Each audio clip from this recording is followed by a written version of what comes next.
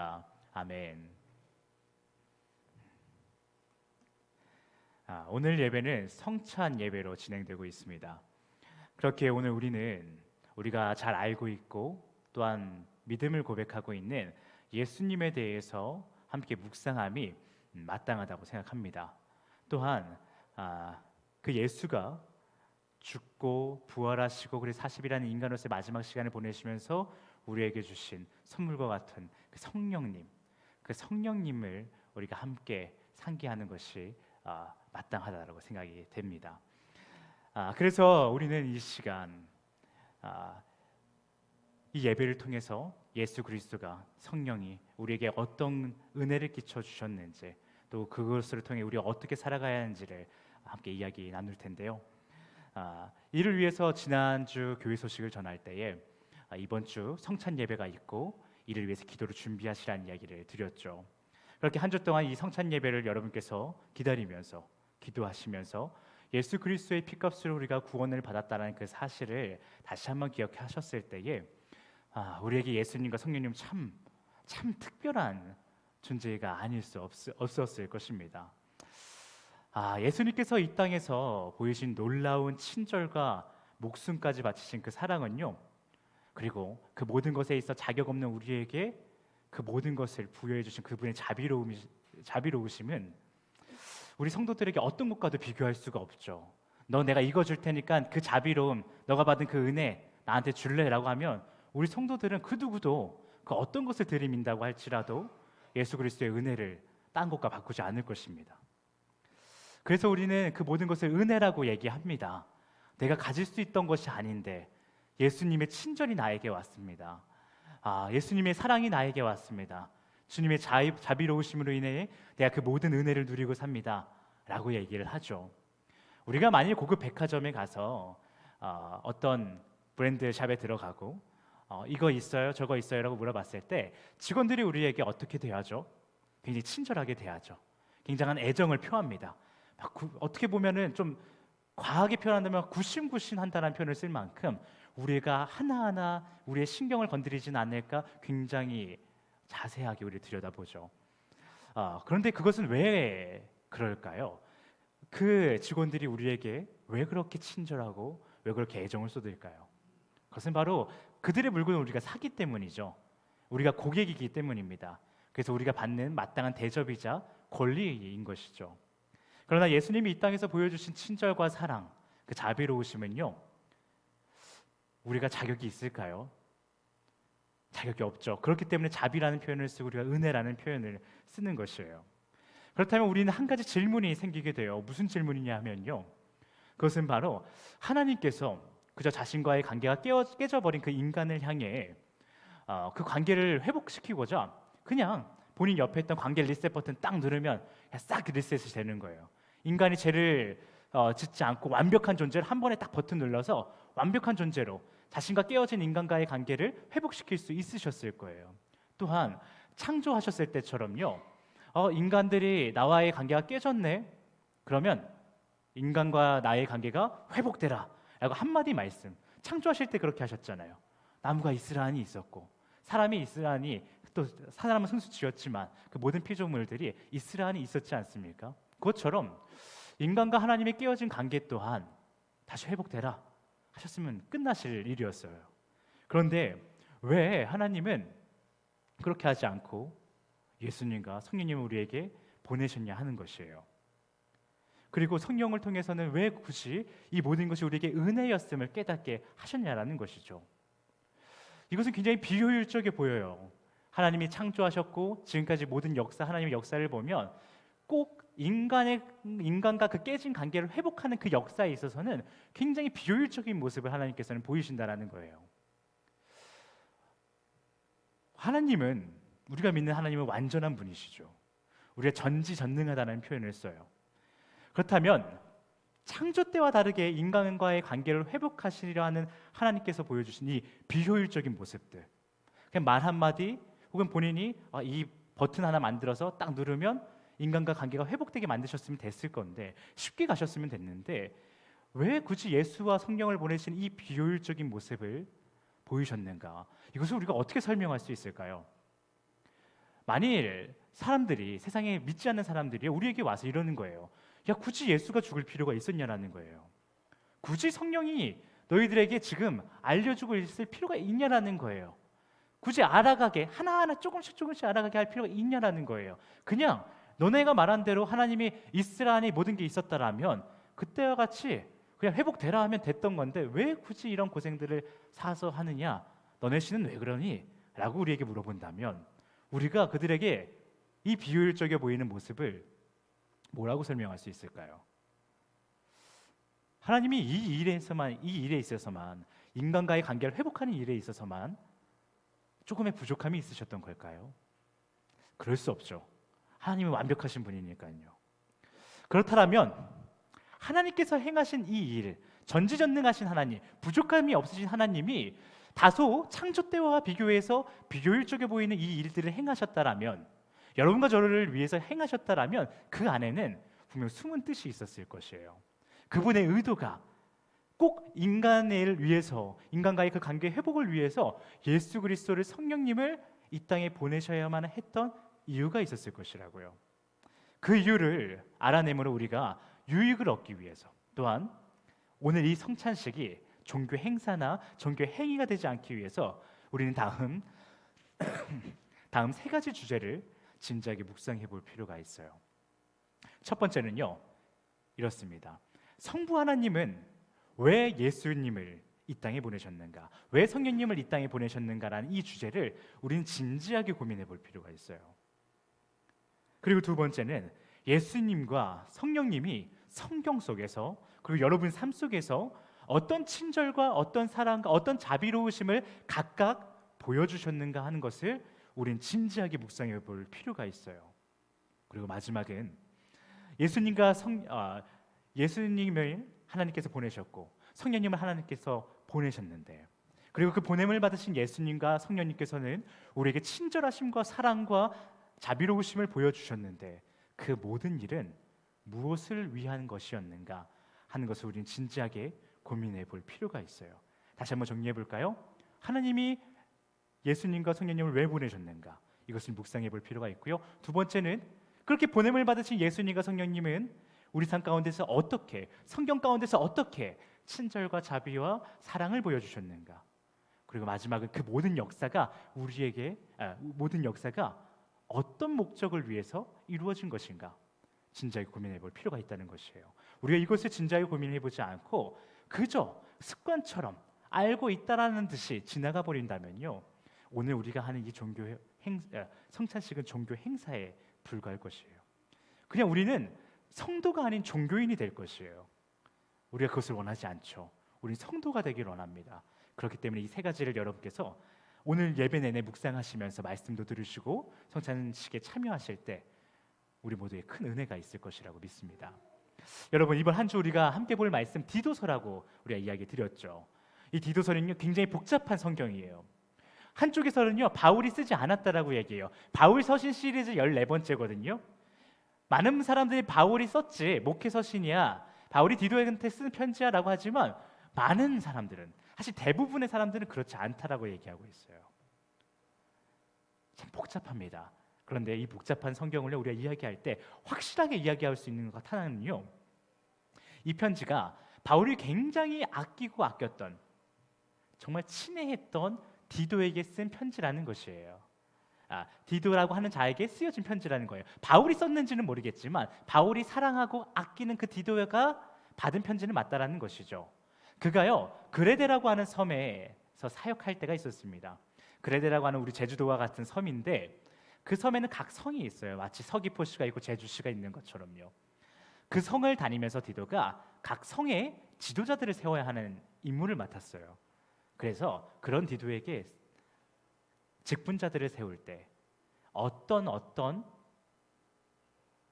그런 체크리스트를 한번 살펴봐라. 이 사람이 이러한 사람인지 체크해보고 부합하다면 장로로 세워라, 감독으로 세워라. 그리고 그 일을 할 때 너 이거 명심해 라고 하면서 디도의 사역을 위해서 쓰여진 편지라는 것이죠.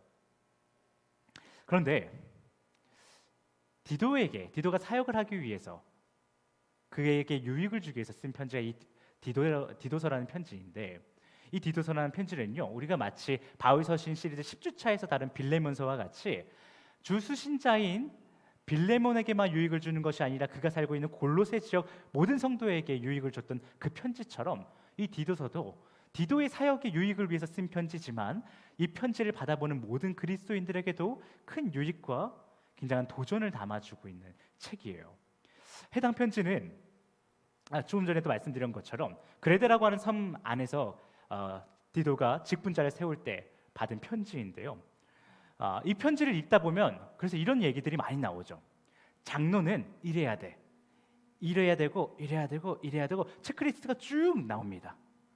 그리고 너희들 뭐 거기 성에 있는 한 사람 한 사람들을 하나하나 조목조목 이야기하면서 너네들은 이래야 돼, 이래야 돼, 이래야 돼 또 얘기해 줍니다. 심지어 노예들한테까지 이래야 돼, 이래야 돼, 이래야 돼 얘기해 주고요. 마지막으로 디도한테도 너는 이래야 돼, 이래야 돼, 이래야 돼 라고 하는 엄청나게 많은 주문 사항들이 써 있는 것이 이 디도서라는 편지입니다. 그래서 이것을 우리가 읽을 때 어떤가요? 마치 내가 성경을 읽는 것이 아니라 어떤 규율집을 읽는다라는 착각을 불러일으킬 때가 있어요. 때론 이런 빡빡한 규정들이요, 우리 그리스도인들에게 큰 부담감으로 다가올 때가 있다라는 것이에요.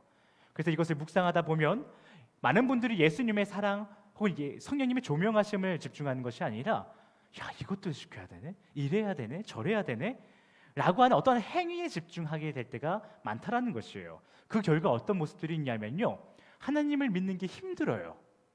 야, 이래야 되네. 특히 여기서 장로라고 나오는 장로라는 존재에 대해서 많이 얘기하는데요, 이것을 장로님이 읽을 때 어떤 마음이겠어요? 야, 이거 장로가 이래야 되네, 이래야 되네, 얼마나 많은데요. 우리도 마찬가지죠. 이게 굳이 장로와 감독, 어떤 디도라고 하는 사역자에게만 쓴 편지가 아니라 우리 모든 그리스도인들에게 주어진 편지라는 전제하에 우리가 받아들이면 야, 성도라면 이래야 된다고? 라고 하는 것이 우리에게 너무 힘들게 다가온다고요. 부담스럽고 지친 때가 있다라는 것이에요. 그러다 보면 이것이 정죄의 도구가 돼요. 야, 직분자들이 죄로인해 성경에서는 이렇게 하라고 돼 있는데 비난받을 것이 없으라고 했는데 야, 저 사람 저렇다. 야, 저 집사님, 야, 저 청년, 저 어린이들 그리스도인으로서 하면 안 될 모습들을 너무 많이 갖추고 있어. 디도서 봐봐, 이러라고 했잖아. 저 목사, 야, 저 부족하다, 부족해. 이런 정죄의 도구로 사용될 때가 있다라는 것이에요. 그렇게 누군가를 무참하게 찔러 상처를 내는 도구로 사용될 때가 있다라는 것이죠. 그런데 여러분, 우리는 이런 규칙이 있다라는 것으로 인해서 성도로서 일정 부담감을 가질 필요가 있어요. 더 나아가 책임감을 가질 필요가 있죠. 그러나 그렇다고 해서 이 몇몇 규칙들에 얽매여서는, 갇혀서는 안 된다는 것을 우리가 기억해야 돼요. 만일 그 규칙이 이 디도서에서 나오는 수많은 규칙들이 있거든요. 이 규칙들이 사역자 혹은 감독, 그리스도인으로서의 자격으로서 이것을 너희가 지키지 않으면 비난을 받게 될 거야, 처벌을 받게 될 거야, 더 나아가 그리스도인으로서의 자격을 박탈당하게 될 거야 라는 의미에서 쓰여진 편지였다면요, 여러분 바울 사도 아시죠? 바울 사도는 사도의 직분을 감당할 수 없었을 것이에요. 왜냐하면 이 감독, 그 성의 사역자로서의 역할을 할 사람이 얘기하거든요. 그 감독에 대해 조건 중에 굉장히 중요하게 얘기되고 있는 전제가 그 사람에게 가정이 있어야 된다는 것이에요. 자녀가 있어야 되고 배우자가 있어야 된다는 것을 다 얘기하고 있어요. 그렇다면 바울은 어떤가요? 싱글이죠. 결혼하지 못했어요. 그럼 이미 바울은요, 이 자격부터가 없는 것이에요. 그런데 어떤가요? 이 당시에도 그랬고 지금 이 시대까지도요, 바울 사도를 굉장히 실력 있고 유능한 사도라고 얘기하죠. 그렇다면요, 이 디도서에서 말하는 이 목록들이요, 단지 이것을 꼭 지켜야 된다, 너희들 이거 안 지키면 안 돼 라고 하는 의미로 쓰여진 편지는 아니라는 것이에요. 그렇다면 이 디도서는 무엇을 말하고 있는가? 이는 규율처럼 보이는 수많은 이래야 한다, 이래야 한다, 이래야 한다 라는 말들을 통해서요, 제가 앞서 성찬식을 진행하면서 여러분께서 꼭 묵상해야 한다라고 말했던 세 가지 주제 중에서 두 번째 주제에 해당하는 예수님께서 이 땅에서 우리에게 보여주신 삶, 즉 주님께서 우리에게 보여주신 친절하심은 무엇인가, 사랑은 무엇인가, 자비하심은 무엇인가, 이 모든 모습들에 대해서 보여주려고 하는 의도가 있던 것이에요. 사실 우리가 이것을 지키려 하는 것도 있지만 이것을 지키려고 하는 그 삶을 통해서 예수 그리스도를 바라보라고 하는 의도가 있었다는 것이죠. 즉 디도서에서 말하는 수많은 지켜야 할 행위들은요, 성도인 우리가 지켜야 할 유익한 것이기도 하지만 사실상 예수 그리스도께서 여러분과 저에게 베풀어 주신 친절이 뭐냐면 이거야, 사랑이 뭐냐면 이거야, 자비로우심이 뭐냐면 이거야 라고 하는 것을 다시 상기시켜 주려고 하는 것이라고요. 마치 디도서라는 편지를 누군가가 읽고요, 아 이거 지켜야 되는구나, 아 이것도 지켜야 되는구나, 그래야 내가 장로가 되고 감독이 되는구나. 그런데 이거를 어떻게 하면 잘 지킬 수 있을까? 어떤 좋은 모델이 있을까? 예수, 나의 그리스도가 나에게 보여주신 삶이 바로 이거였구나 라고 하는 것을 기억하게 하려는 하나의 장치라는 것이에요.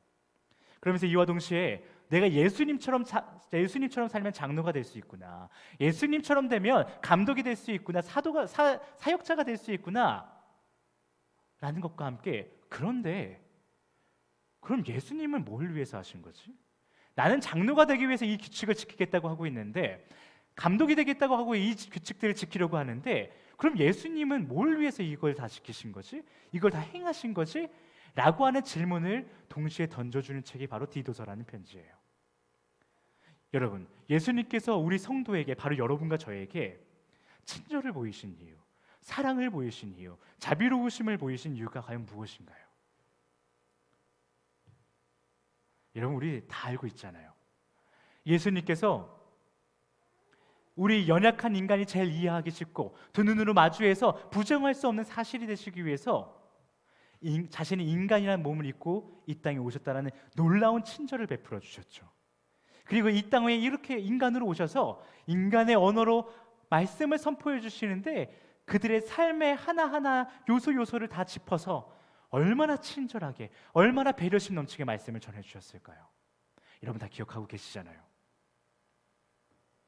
또한 그가 이 땅에서 자신을 희생하면서까지 우리에게 사랑을 보여주셨어요. 그 후 부활하셔서는요, 자신의 선생, 왕, 그리스도라고 찬양하던 자들이 예수 그리스도가 죽을 위기에 놓이니까 다 떠나가고 저주를 일삼았는데, 그들을 한 명 한 명 찾아가셔서 밥도 먹이시고 위로도 하시고 응원도 하시지 않았습니까? 그렇게 참 사랑을 베푸셨죠. 여러분, 그렇다면 예수님이 이 모든 것을 어떤 목적을 가지고 하셨냐라는 것이에요. 어떤 목적을 가지고 이 땅에 오셨고, 어떤 목적을 가지고 말씀을 선포하셨고, 어떤 목적을 가지고 죽기까지 하셨고, 어떤 목적을 가지고 제자들을 위로하고 응원하셨냐라는 것이죠. 또한 우리 삶에서 주님께서 우리에게 왜 친절과 사랑과 자비로움을 베푸셨냐는 것이에요.